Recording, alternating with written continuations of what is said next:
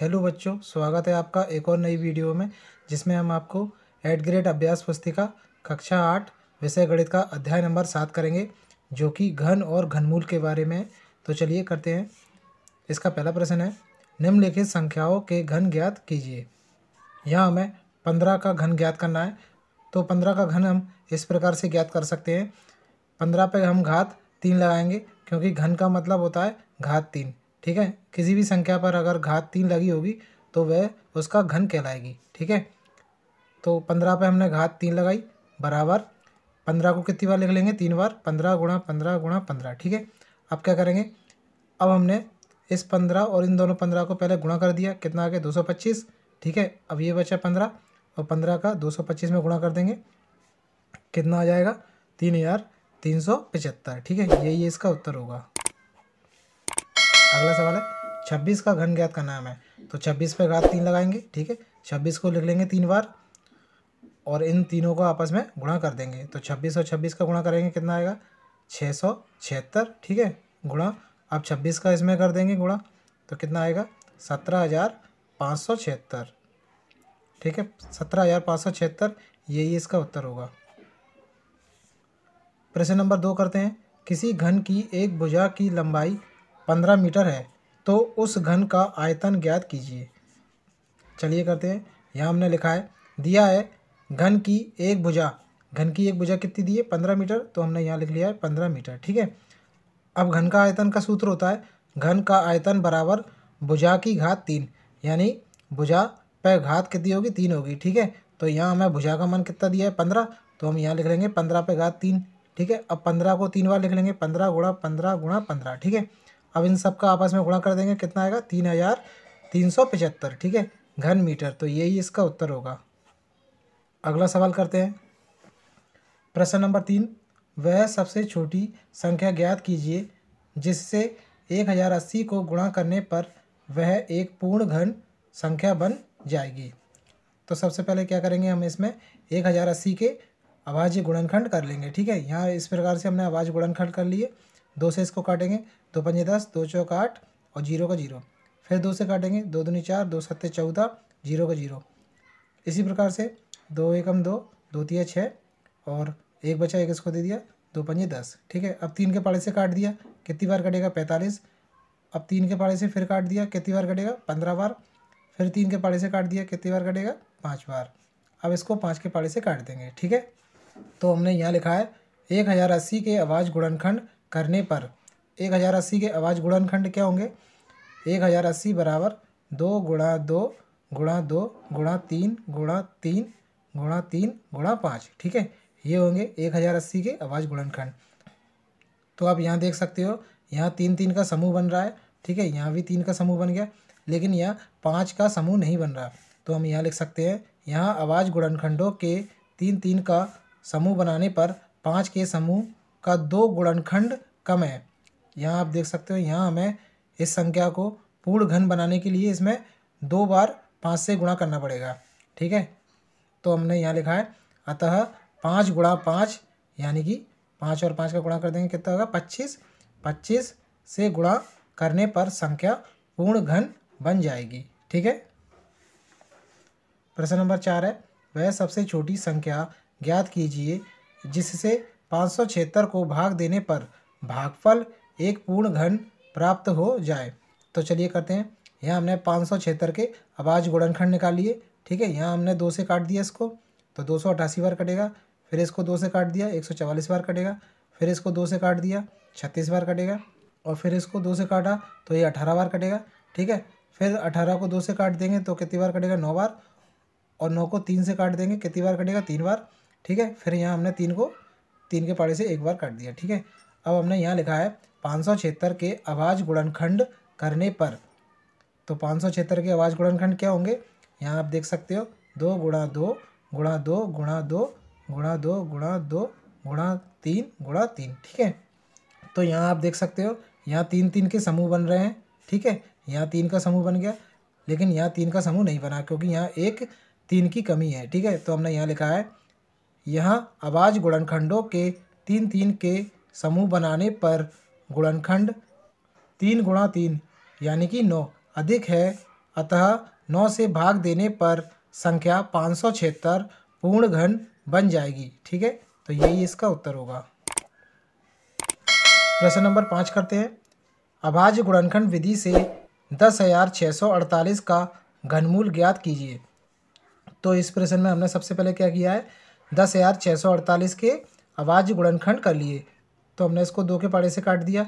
ठीक है, तो यहाँ 2 के पाड़े से इसको काटेंगे तो कितनी बार कटेगा, 5,324 बार कटा। ठीक है, फिर इसको 2 के पाड़े से काट दिया, 2,662 बार कटेगा। ठीक है, फिर इसको 2 के पाड़े से काट देंगे, कितनी बार कटेगा, 1,331। ठीक है, अब इसको हमने 11 के पाड़े से काटा तो 121 बार कटेगा। फिर हमने 121 को 11 के पाड़े से काटा तो ये 11 बार कट जाएगा।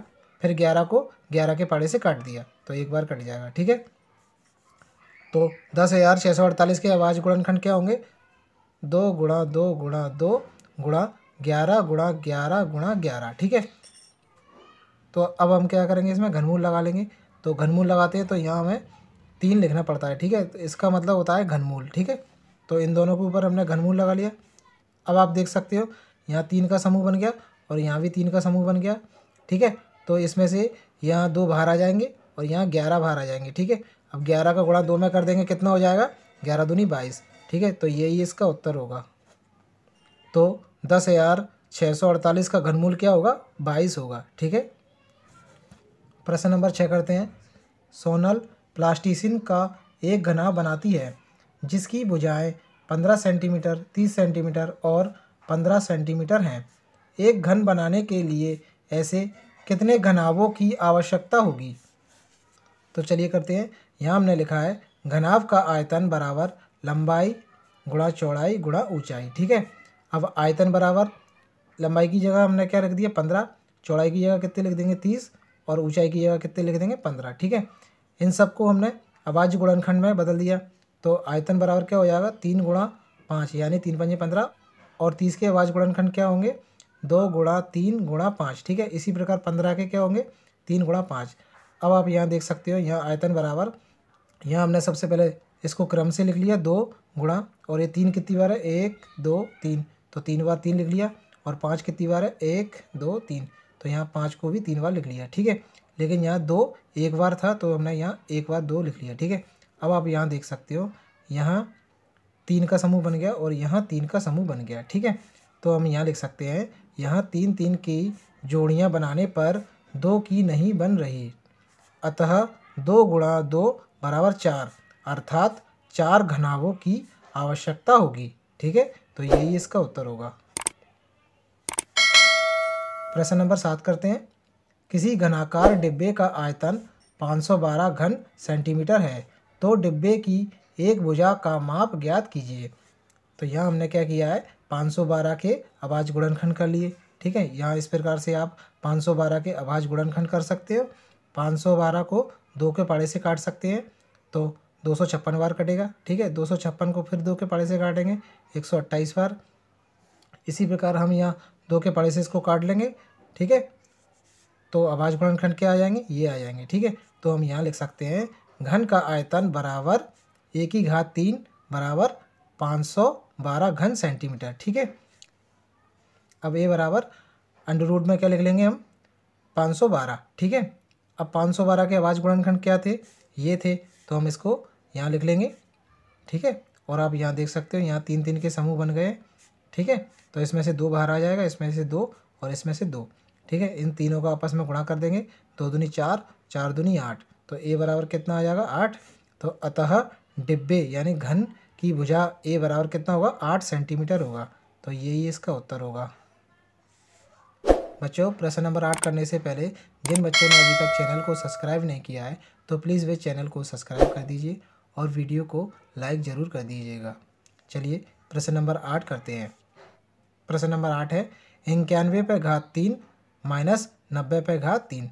ठीक है, तो इस प्रकार के सवाल को हम किस प्रकार से हल कर सकते हैं, यहाँ हमने लिखा है 91/3 माइनस 90/3। ठीक है, तो यहाँ एक सूत्र लगाया है, आप इस प्रकार से देख सकते हो। इस प्रकार के सवालों को यहाँ इस प्रकार से हल कर सकते हैं। बराबर लिखेंगे हम, यहाँ लिखेंगे 1 प्लस और ये 91 है तो यहाँ 91 लिख देंगे, गुणा 90 है यहाँ पे तो 90 लिख देंगे। ठीक है, और गुणा 3। ठीक है, जब भी आपको इस प्रकार का सवाल दिखेगा, उन दोनों संख्याओं पर घात 3 लगी होना चाहिए और उन दोनों संख्याओं का अंतर कितना होना चाहिए, 1 होना चाहिए। आप यहाँ देख सकते हो, यहाँ 90 है और यहाँ 91 है, तो ये कितना ज़्यादा है, इससे 1 ज़्यादा है। ठीक है, तो यहाँ इन दोनों में 1 का अंतर है। ठीक है, तो इस प्रकार के सवाल को हम जब भी करेंगे तो यहाँ सबसे पहले 1 लिखेंगे, ठीक है, और प्लस लगाएंगे, फिर इन दोनों को लिख लेंगे 91 गुणा 90, 91 गुणा 90 करके लिख लिया और उसमें 3 से गुणा कर देंगे। ठीक है, तो अब हम लिख सकते हैं यहाँ 1 प्लस इन तीनों का हमें गुणा करना है, तो हमने सबसे पहले 90 91 का गुणा किया है तो कितना आएगा 8190, फिर बचा 3, तो 3 का अब इसमें गुणा कर देंगे, कितना आ जाएगा 24570। ठीक है, 24570 में 1 जोड़ देंगे, कितना आ जाएगा 24571। ठीक है, तो यही इसका उत्तर होगा। और आप इस प्रकार के सवाल को अपनी पुस्तक में से भी कर सकते हो। यहाँ देख सकते हो आप, यहाँ लिखा है पृष्ठ क्रमांक 118, यहाँ 118 पे आप देख सकते हो, यहाँ पृष्ठ क्रमांक 118 है।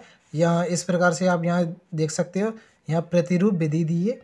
ठीक है, यहाँ आप देख सकते हो 2 पे घात 3 माइनस 1 पे घात 3, और यहाँ 3 पे घात 3 माइनस 2 पे घात 3, 4 पे घात 3 माइनस 3 पे घात 3। ठीक है, तो यही विधि का हमने इस सवाल में उपयोग किया है।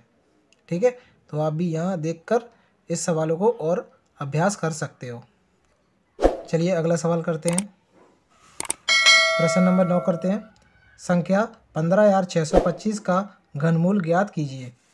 तो सबसे पहले हमने इस सवाल में क्या किया है, 15,625 को अभाज्य गुणनखंड में कर लिया है। ठीक है, इसको 5 के पहाड़े से काट देंगे, कितनी बार कटेगा 3,125 बार कटेगा। ठीक है, फिर इसको 5 के पहाड़े से काट देंगे, 625 बार कटेगा। फिर 625 को 5 के पहाड़े से काट देंगे, 125 बार कटेगा। और फिर 125 को 5 के पहाड़े से काटेंगे, 25 बार कटेगा। इसी प्रकार 25 को 5 के पहाड़े से काटेंगे, 5 बार कटेगा। और फिर 5 को 5 के पहाड़े से काट देंगे, कितनी बार कटेगा 1 बार। ठीक है, तो यहाँ हमने लिखा है 15,625 बराबर 5 गुणा 5 गुणा 5 गुणा 5 गुणा 5 गुणा 5। ठीक है, अब क्या करेंगे, हम इस पर घनमूल ले लेंगे। ठीक है, ये हमने घनमूल ले लिया दोनों तरफ। तो आप यहाँ देख सकते हो, यहाँ 1 2 3, यहाँ 3 का जोड़ा बन गया। ठीक है, और यहाँ भी 3 3 का समूह बन गया। ठीक है, तो यहाँ इसमें से 5 बाहर आ जाएगा और इसमें से 5 को ले लेंगे यहाँ पर। ठीक है, 5 और 5 का गुणा कर देंगे, कितना आएगा 25। ठीक है, तो यही इसका उत्तर होगा, यानी 15,625 का घनमूल क्या होगा, 25 होगा। ठीक है, प्रश्न नंबर 10 करते हैं। मान ज्ञात कीजिए। यहाँ दिया है 3 पे घात 3 प्लस 4 पे घात 3 प्लस 6 पे घात 3। ठीक है, तो हम यहाँ क्या करेंगे, सबसे पहले 3 पे घात 3 प्लस 4 पे घात 3 प्लस 6 पे घात 3। ठीक है, 3 पे घात 3 को हम इस प्रकार से लिख सकते हैं, 3 पे घात 3 बराबर 3 गुणा 3 गुणा 3, तीनों को आपस में गुणा कर देंगे, कितना आएगा 27। इसी प्रकार 4 पे घात 3, 4 पे घात 3 को लिख सकते हैं 4 गुणा 4 गुणा 4। ठीक है, तीनों को आपस में गुणा कर देंगे, कितना आएगा 64। और इसी प्रकार 6 पे घात 3 को हम लिख सकते हैं 6 गुणा 6 गुणा 6। ठीक है, इन तीनों को आपस में गुणा कर देंगे, कितना आएगा 216। ठीक है, तो अब हम लिख सकते हैं, अतः 3 पे घात 3 प्लस 4 पे घात 3 प्लस 6 पे घात 3, 3 पे घात 3 का मान कितना था 27, 4 पे घात 3 का मान कितना है 64 और 6 पे घात 3 का मान कितना है 216। ठीक है, इन सबको जोड़ देंगे, कितना आएगा 307। ठीक है, तो यही इसका उत्तर होगा। बच्चों, एडग्रेड अभ्यास पुस्तिका के सभी अध्याय को पाने के लिए चैनल को सब्सक्राइब कर दीजिए। धन्यवाद बच्चों।